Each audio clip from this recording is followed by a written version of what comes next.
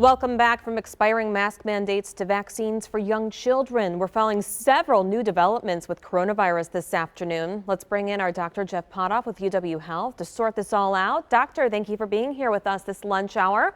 Want to start with mask mandates. Milwaukee's mask mandate is set to expire next month. So where do you think we are in terms of rolling back restrictions, and what do you think spring is going to look like?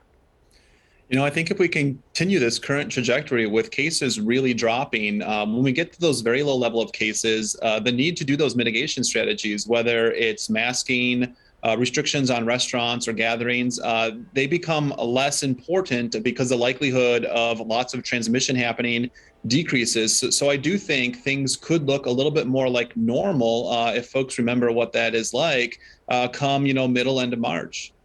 There's a little bit of confusion about the vaccines for children under 5 recently. We were expected Pfizer to ask for approval soon, but they recently postponed that. Do you know where we're at for vaccine for children under 5?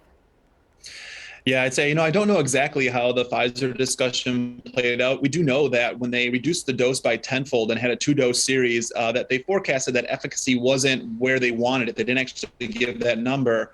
I think during the Omicron surge, the thought was, well, something's probably better than nothing, even if this does end up as a 3-dose series. It seems like once regulators saw the efficacy of the 2-dose series, they said, you know what, let's just wait for the 3-dose series. Cases are coming down.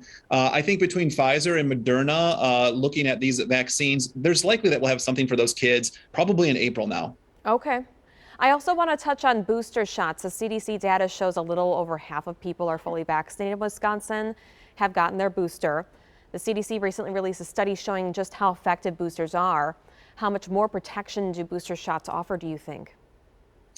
Yeah, the data on booster shots is really good as far as preventing hospitalization or preventing death. It really is pretty remarkable, that boost that you get. Now, a recent CDC study looked at folks who presented to emergency departments, urgent cares, and how long those boosters last. And they suggested, maybe only 4 months or so. What we need to look at in that study is, of those folks whose boosters didn't protect them, who are they? Are they elderly? Do they have immune compromising conditions? I'd say from the folks that we've seen here at the hospital who get admitted after a booster dose, they are almost always those high risk individuals. It's not like folks in their 20s and 30s, 40s who are healthy getting boosted are then ending up in the hospital 3-4 months later. We're not really seeing that. So more detail on that study is needed.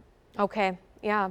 All right. Thank you so much, Dr. Jeff Potoff. We really appreciate your time. A reminder, you can find the latest information on the pandemic, including information on where to get tested or vaccinated, at tmj4.com/coronavirus.